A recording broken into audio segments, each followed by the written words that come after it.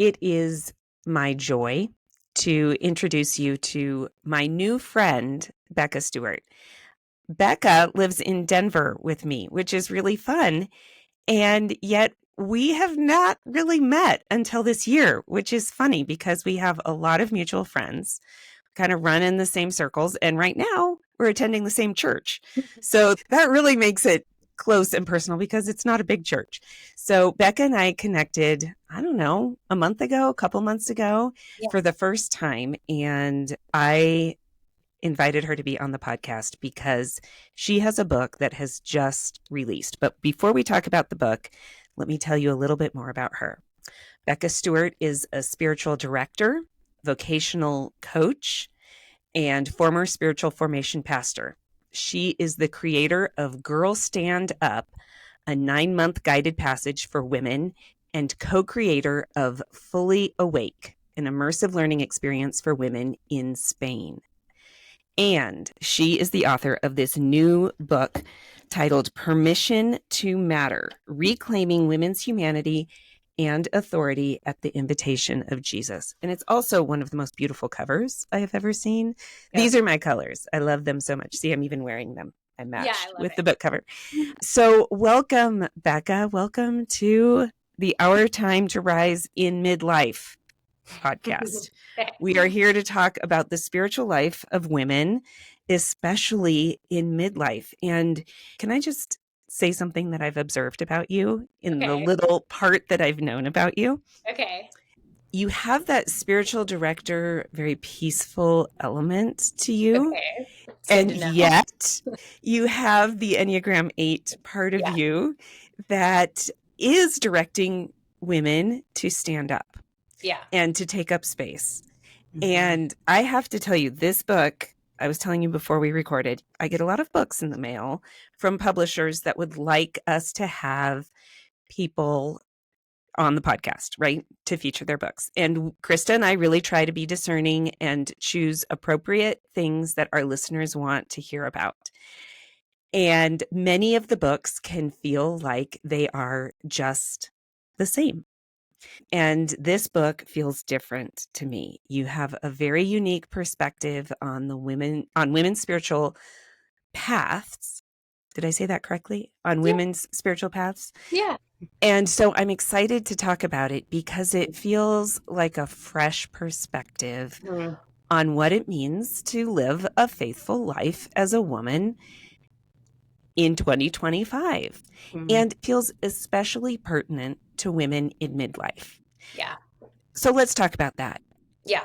You say women have a distinct spiritual path.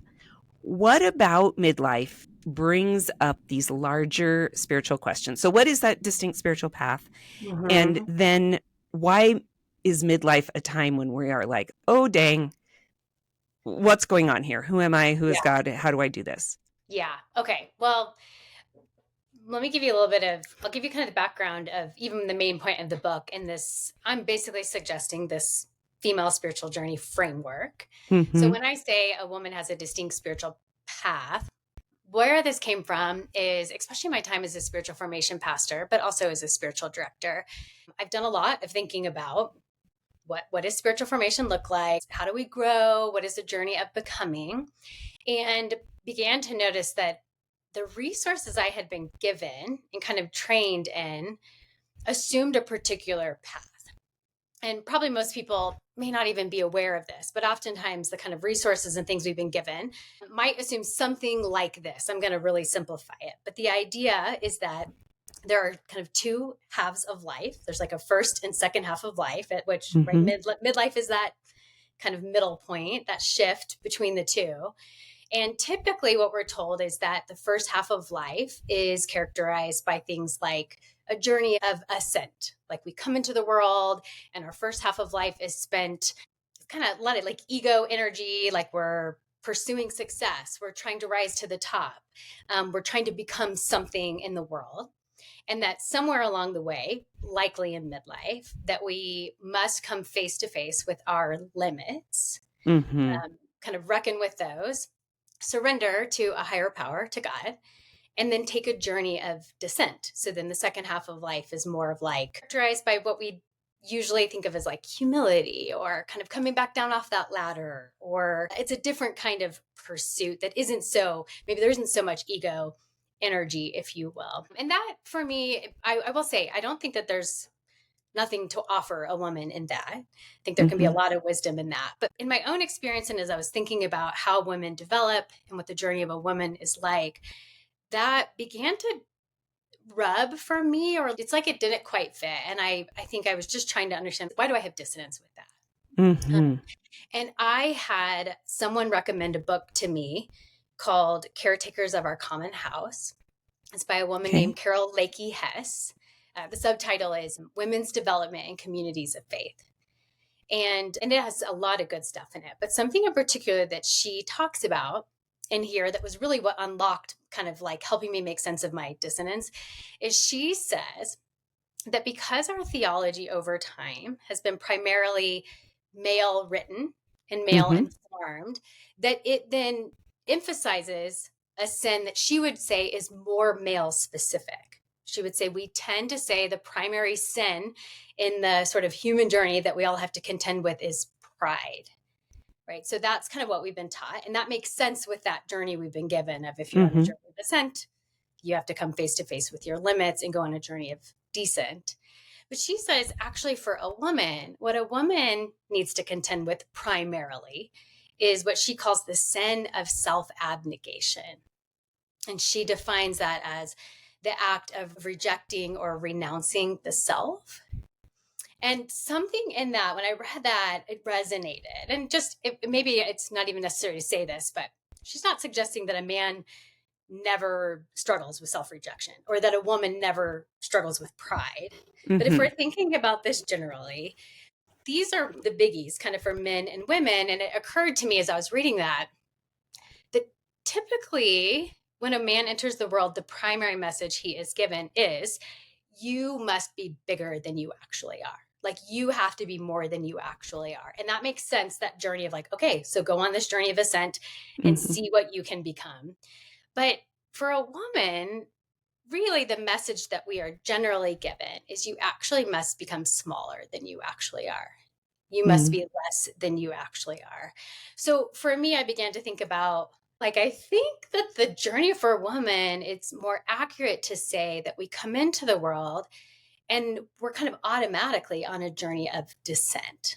Like we're told you need to be smaller, you need to be less than you are. I would say what happens for a woman, where her journey will invite her and where a healthy journey will take her is somewhere along the way, probably in midlife. If a crisis or something hasn't taken her there yet, she will need to come face to face, not with her limits, but with her potentials. All that she actually is, but these messages that have said, no, you need to stay small, or you need to stay acceptable or appropriate or whatever.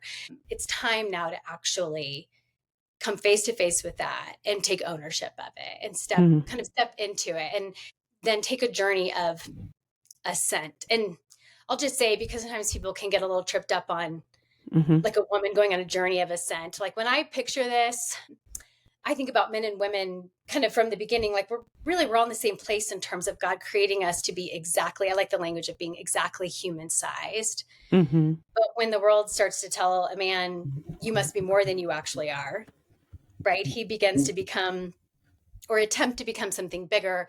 A woman is told she must be less. She attempts to become something smaller. So when I say ascent and descent, it's not that we're going to like now take the other path, right? It's that we're both making our way back to being exactly human sized. To being right sized. Yes. Yeah. That's the framework, if you will. Yeah. And I will echo that we are talking in generalizations, because whenever we talk about men and women, it's a generalization. So a listener may be thinking, I don't really resonate with that. I resonate more with the ascent, and great. Yep. So we are talking maybe with that right now. Okay. So as a young woman, I fit into the mold of what was successful. I was a very good student. So I could get all of the A pluses. I could carry myself at work once I graduated from college. I could do the things. And then even when I stepped into writing, like I was doing the things that would fulfill that typical ascent model. Yeah. And in the last few years, though, I do think I've had this moment of, wait, who am I? Totally. And have I fully lived into my potential? Like that Yeah. question of all these years of caregiving, all these years of part-time working, of part-time giving to other parts of me, but also primarily caring for people. Has that put me in a position where I have not stepped fully into my potential? And am I now in a place where I can?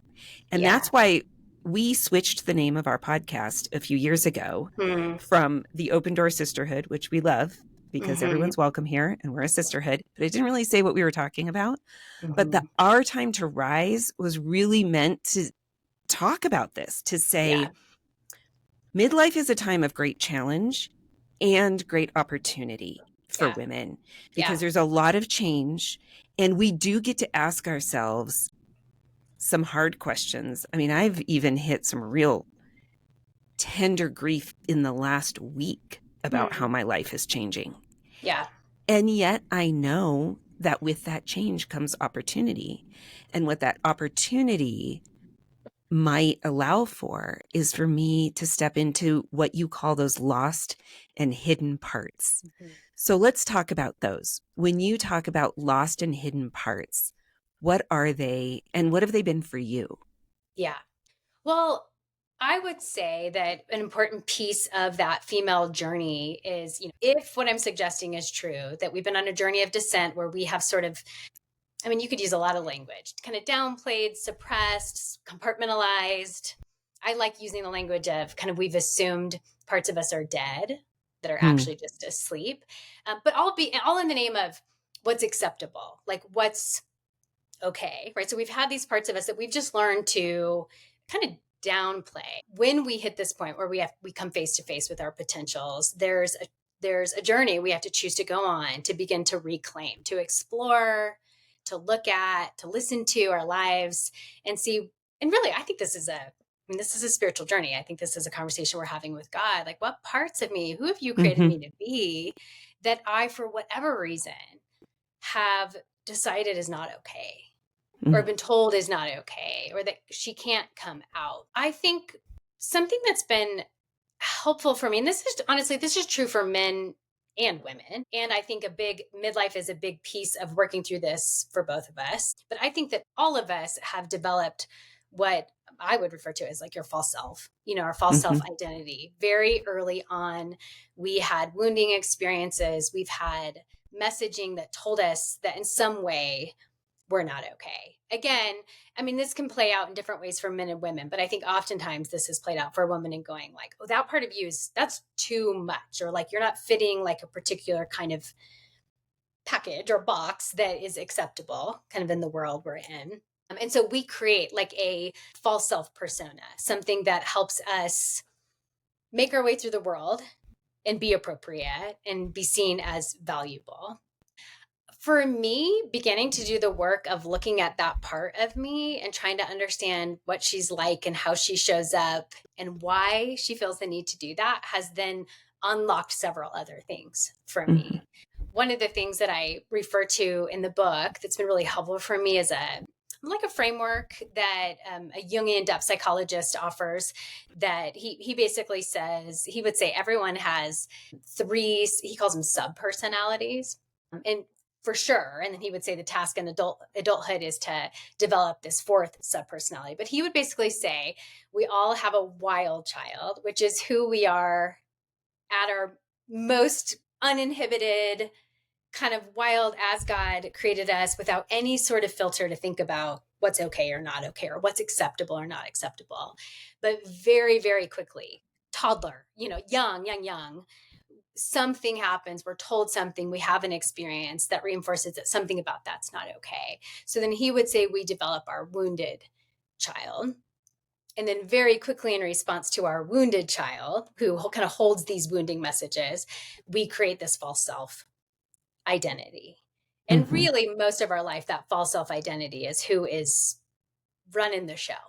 She's making sure we're okay and that people will find us acceptable. But if you'll go back, like if you can do the work to begin to go, how is it that I show up when I'm starting to feel really vulnerable or really like I'm crossing some kind of boundary, or I'm going to do something and it's going to get me in trouble? Or, I mean, it could be a lot of things. You can begin to kind of go, how do I show up in those things? Why do I show up? What are the circumstances that cause that?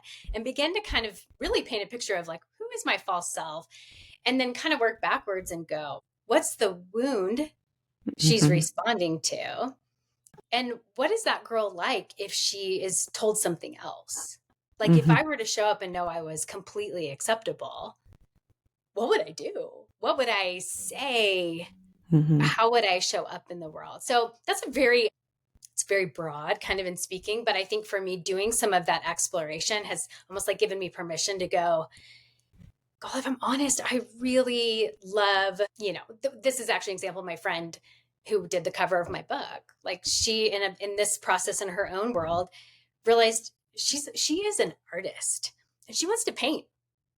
And she began to listen to that part of herself and pursue it, and has created this whole work around being an abstract painter. I think that's like one example. But a lot of times I think this work looks like tapping into desire, things that we actually experience like pleasure in, or Mm-hmm. things that really bring us alive, and beginning to give time to it, give ourselves permission to explore those things. Mm-hmm. Yeah, as I was reading your book, and especially that part about the false self, part Mm-hmm. of me was starting to feel guilty. Like, oh, Hmm. I've done something wrong. Hmm. So there's Yeah. probably my false self playing Yeah. itself out, right? Totally. Yeah. And I had to say, Hmm. and another way to look at it is, and I think this is probably true for lots of women, it's also how you've survived. Yes. Yeah. It's a survival technique that has protected you Yeah. because of that wounding that happened whenever it happened. Yeah. And wounding happens throughout our lives, right? So we probably, Mhm. this is an evolving thing where we develop coping mechanisms, is another way Yep. to say it, that help protect us, but they aren't true to who we are. Yeah. Yes. And so I want to throw that out there as a way to offer ourselves grace Yep. if we feel like, well, why haven't I been living into my true self? Well, Mhm. you've been surviving. I've been surviving. And Yeah. now there is an opportunity for us to maybe examine some things if we feel safe. And Yeah. that to me is the key, right? We have to feel Yeah. safe to look at those parts of Yeah. who we have been operating out of, but then also what we've been suppressing, Yeah. and to pull that apart a little bit. And I'll say it's hard. It's hard Yeah. to distinguish between, wait, is this me or is this not me? I don't know. I just know I've been operating this way for so long. It feels like me. Yeah. And Yes. is it? Yeah. I'm so glad you said that, because I think there are spaces sometimes where this concept of the false self can be talked about. And I think it can feel like the assignment is to figure out and then like dismiss or like get Mm-hmm. rid of her.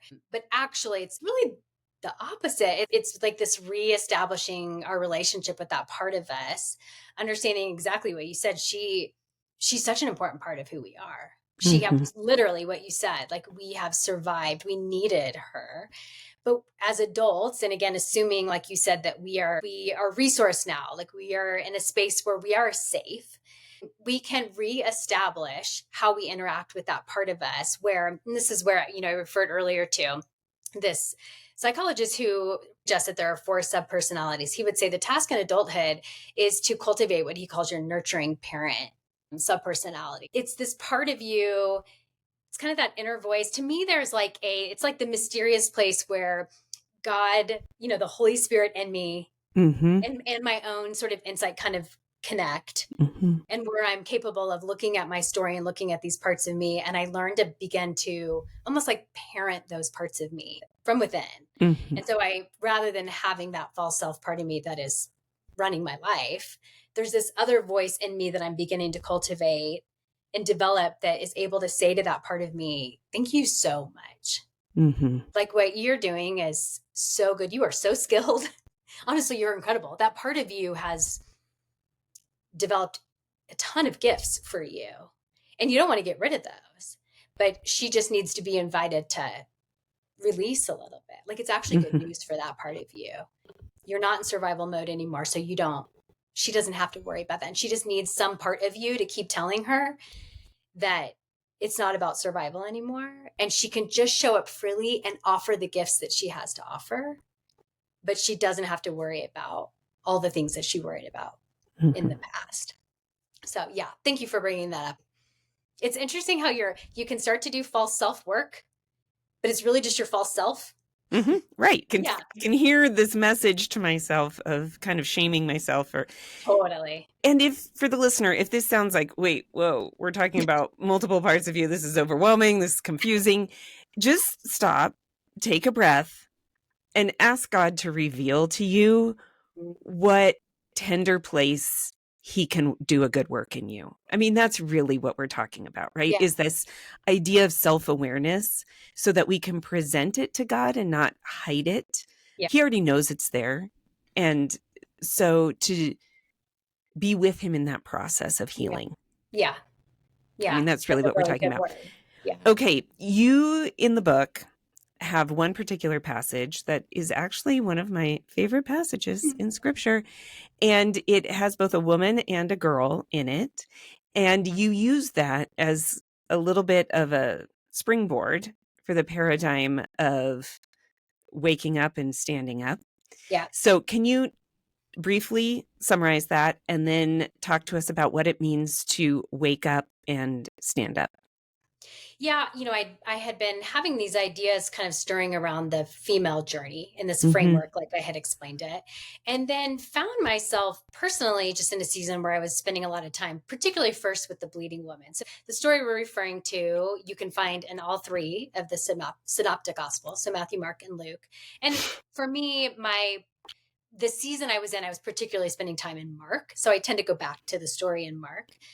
But basically, this is a story of the dying girl and the bleeding woman. And if you're familiar, I mean, the stories are interesting in how they are together. And Mhm. it's a literary tool. It happens a lot in Mark, but it happens elsewhere where it gets referred to as like an intercalation or a narrative sandwich. And these two stories are being told side by side on purpose. So it's more than just, well, this happened to be happening to Jesus, and then this happened to happen, and there you go.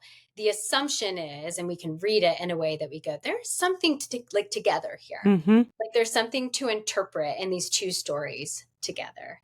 So I had been honestly in a season where I had begun to experience some irregular bleeding and was working my way through the book of Mark, practicing imaginative prayer, which is just like an ancient practice where you allow yourself to find yourself in the story. And Mhm. so I was like, I am the bleeding woman.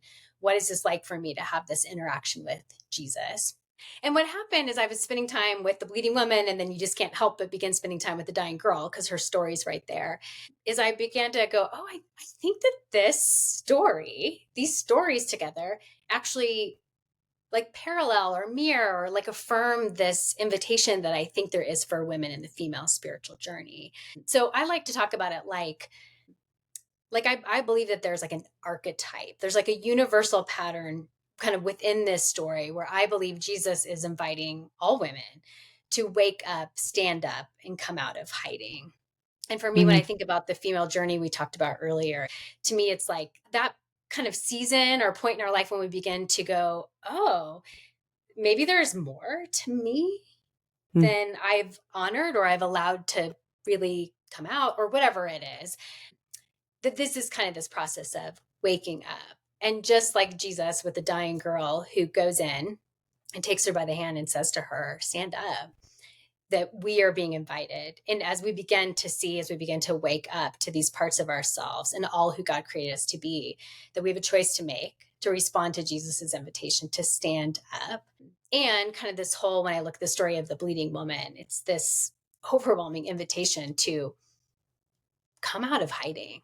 I mean, here this Mhm. woman was who had been bleeding and considered unclean, and just honestly, 12 years of suffering and Mhm. isolation, Mhm. and makes a pretty bold move to come out of hiding to seek her healing and to seek her own wholeness. Mm-hmm. So to me, that whole story, it is just loaded with invitation for women to do something that I think could feel really terrifying Mm-hmm. and really bold, but really is about saying, I get to be fully human.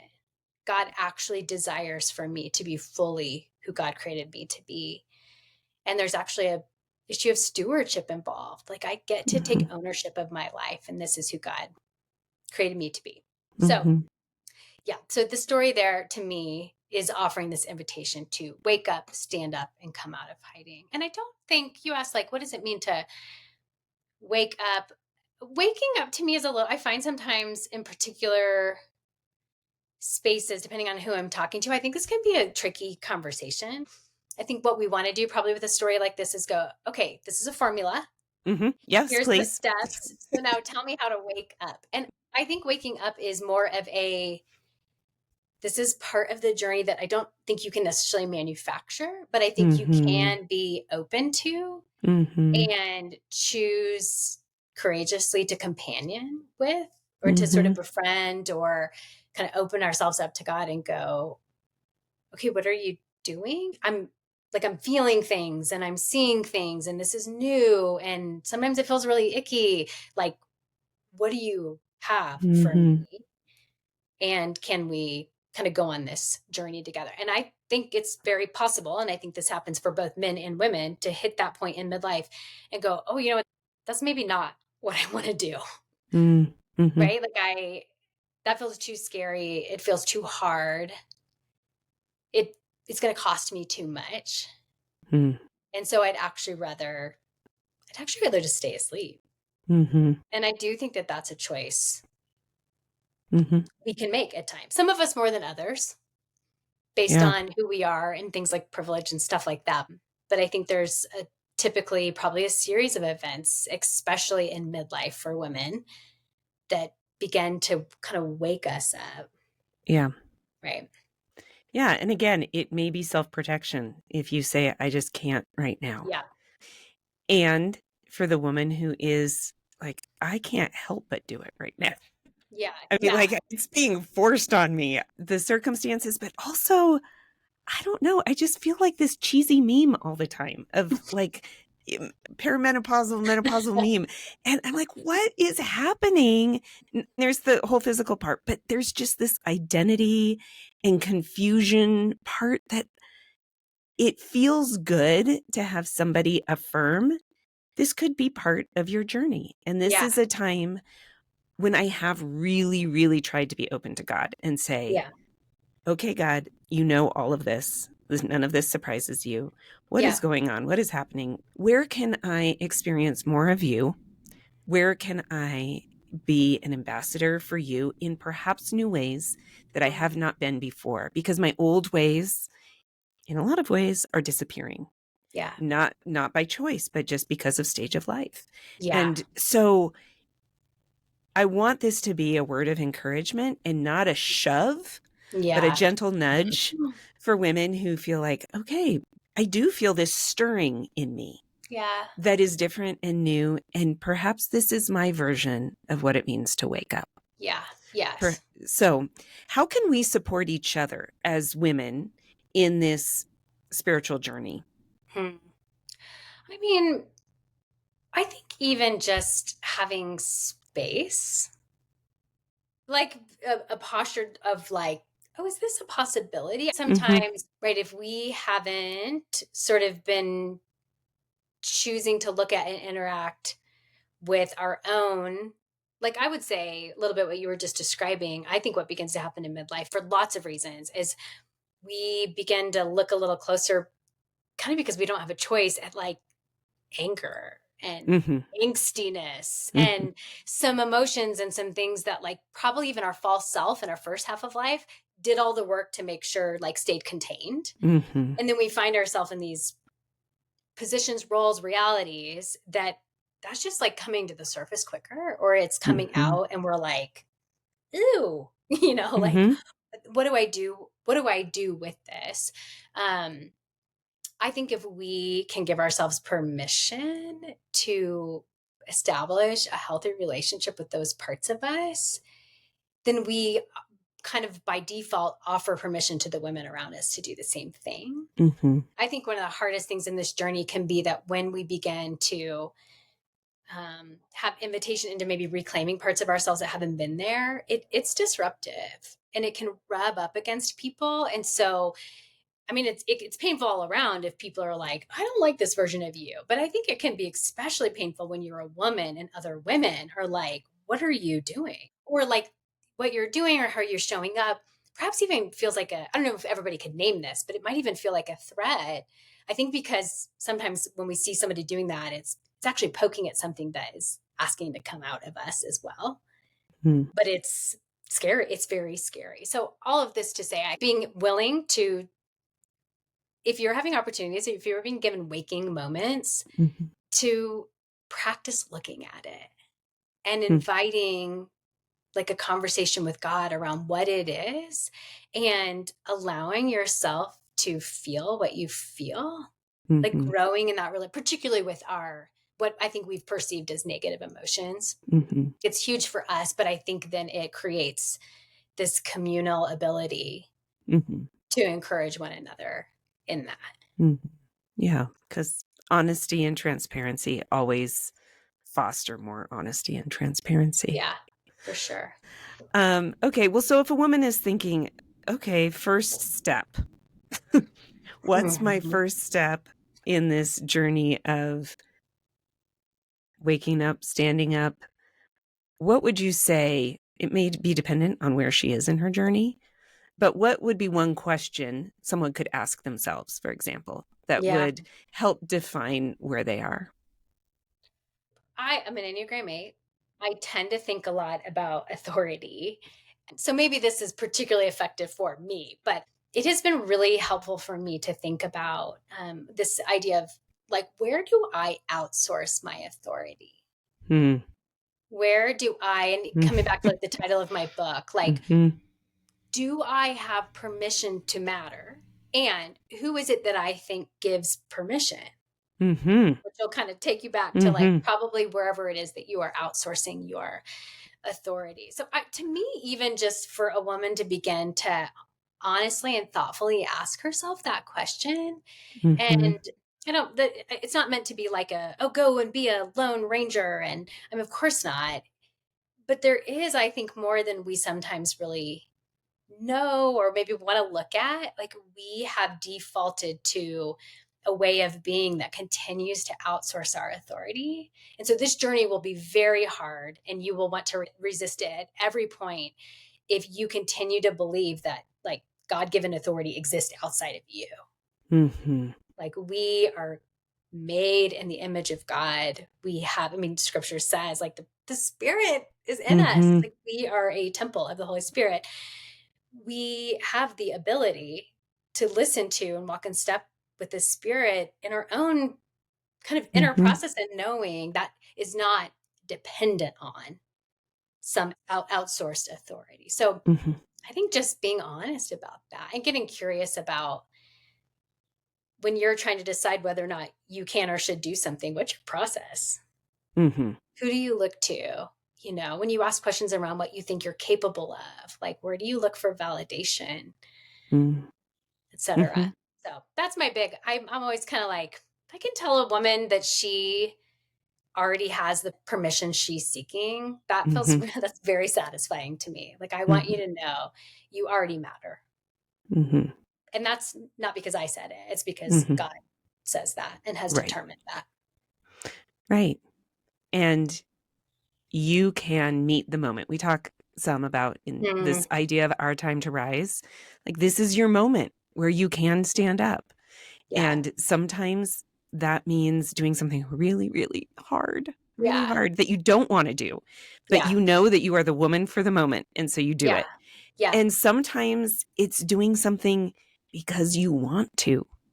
And I probably struggle with that one more than I do the responsibility one, because I do struggle with this question of like, where is the authority? Who am I trying to please? And I wouldn't even describe myself as a people pleaser. And yet I am a people pleaser. So thank you for that. I think those are really great questions. Thank you for the conversation today. And thank you for this book. Permission to Matter. People can find it on Amazon. Yep. Yeah. And I encourage everyone to take a look, read it. It feels fresh and different and new to me. So thank you, Bekah. Yeah, thanks, Alex. I appreciate the invitation to be here.